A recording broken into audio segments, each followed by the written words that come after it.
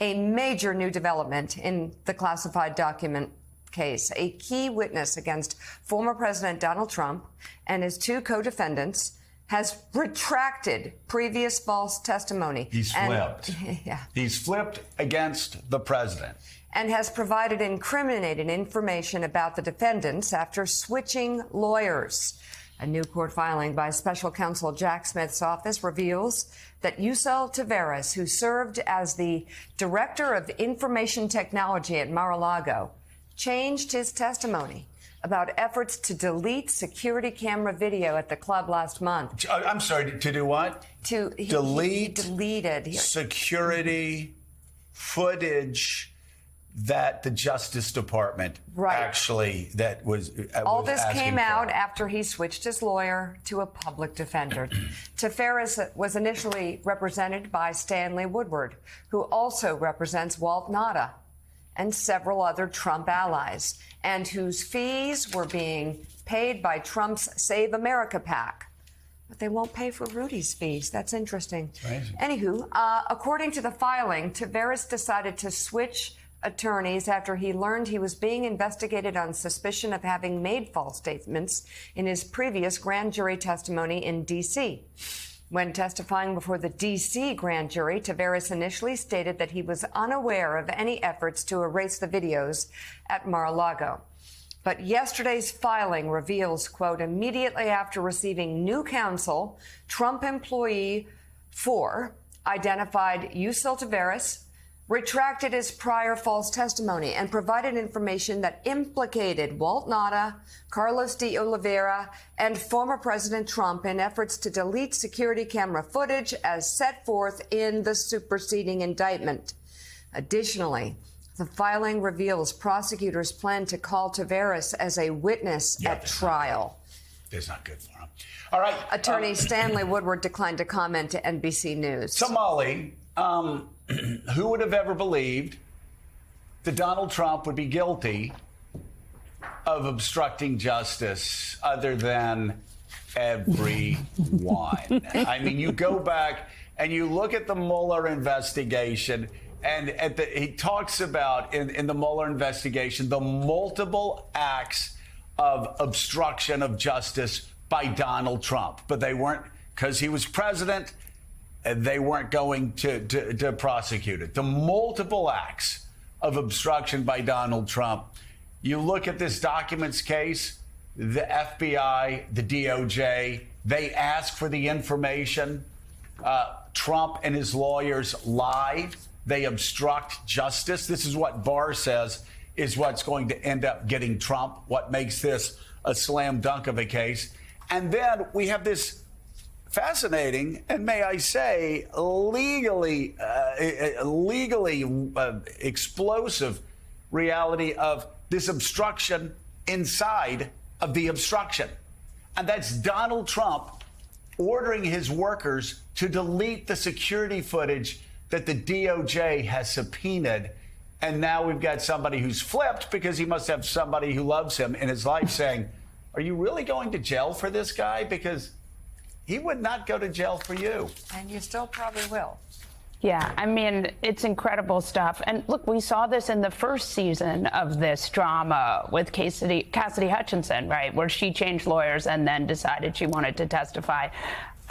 Trump is, you know, this is continual. I mean, since he has started running for president, we've seen, you know, twice impeached, 4 indictments plus the superseding. There is no, I mean, this is what he does. And then conservative media and Fox News obfuscate for him and say, what about Joe Biden? What about Hunter Biden? And we saw this in 2015 with what about Hillary Clinton? Remember when Hillary Clinton was so sick and that was why she was unelectable? I mean, they just pick a sort of trope and they keep going with it. Bringing to the conversation NBC News justice and intelligence correspondent Ken Dilanian and political investigations reporter for The Guardian, Hugo Lowell. Good morning to you both. Hugo, I'll start with you here in the studio. Let's talk about Trump employee number 4, who now can identify as Yusel Taveras, the IT guy at Mar-a-Lago. How significant is the fact that he has now flipped and will testify, changing his testimony, by the way, but will testify to the fact that, yes, there was a request made from the top to delete the video from the servers at Mar-a-Lago?